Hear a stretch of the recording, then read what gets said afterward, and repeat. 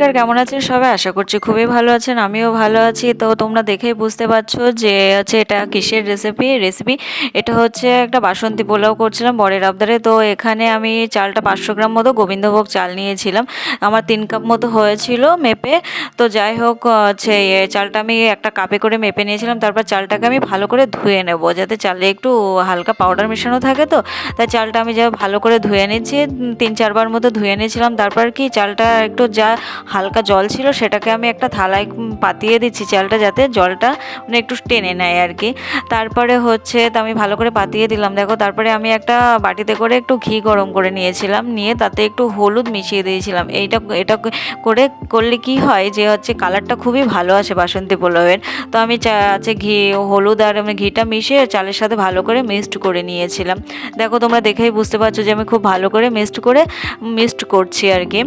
তো ভালো করে মিক্সড করার পর এতে একটু আমি আদা বাটা দিয়েছিলাম। আদা আগে থেকে পেস্ট করে রেখেছিলাম, সেটা তোমাদেরকে আর ভিডিও ক্লিপটা দেখাইনি। তো ভালো করে মিক্সড করে আমি আবার কিছুক্ষণ রেখে দিয়েছিলাম, 5-10 মিনিট মতো। তারপরে দেখো, বাসন্তী পোলাওয়ে জলটা না খুবই একটা ভাইটাল জিনিস। তুমি যতটা চাল নেবে তার ডাবল জল তোমাকে নিতেই হবে। আমার 3 কাপ চাল হয়েছিল, তো আমি সেখানে 6 কাপ জল নিয়েছিলাম।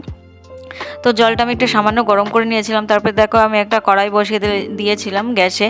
তো দিয়ে হালকা আছে সেখানে সামান্য একটু ঘি দিয়েছিলাম। আমরা একটু কম খাই তো তেল।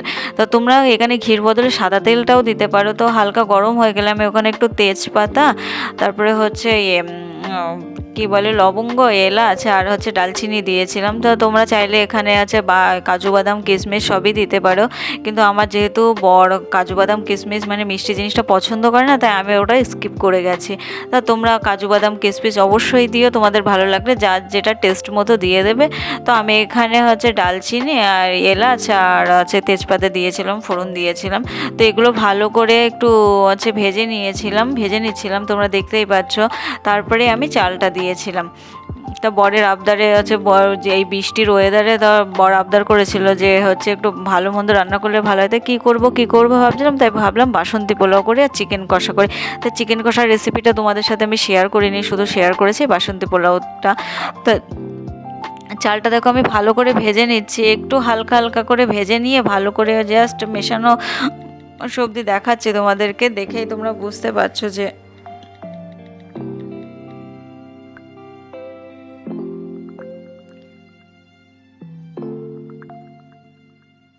এই 2-3 মিনিট মতো চালটা একটু ভেজে নেবে। তারপরে ভাজা হয়ে গেলে আমি এতে এবার একটু হালকা মতো নুন মিশিয়ে দিলাম। তোমরা তোমাদের স্বাদ মতো নুন দিয়ে দেবে।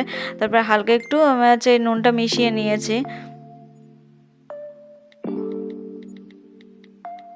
তারপরে একটু গরম মশলা দিচ্ছি আমি, তোমাদের স্বাদ মতো তোমরা যে যেমন পারো সেরকম মশলা দেবে। আর আমি একটু চিনি দিয়েছি, যেহেতু আমার বর খুবই মিষ্টি কম খায়, তো আমি 1 চামচ মতো চিনি দিয়েছিলাম। তোমরা তোমাদের স্বাদ মতো চিনি, নুন মশলা দেবে।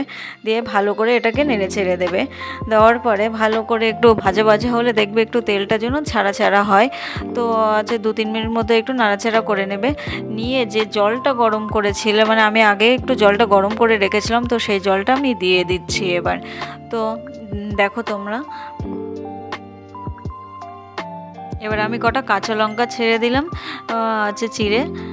এইবার আমি একটু হালকা গরম হলে, একটু ফুটে উঠলে আমি এটা ঢাকা দিয়ে দিলাম।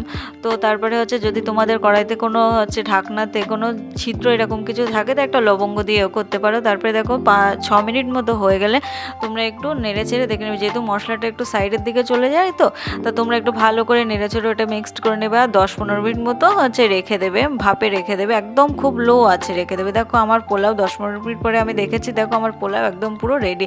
একটু হালকা হালকা একটু মোটামুটি ঝুরঝুর হয়েছিল, কিন্তু হালকা একটু জল ছিল। তো আমি এটাকে পরে একদম গ্যাসটা অফ করে দিয়ে রেখে দিয়েছিলাম। তো দেখো পরে একদম ঝুরঝুরে হয়েছে আমার বাসন্তী পোলাও রেডি। চিকেন কষার বাসন্তী পোলাও আমার রেসিপিটা ভালো লাগলে তোমরা শেয়ার কমেন্ট করো। টাটা।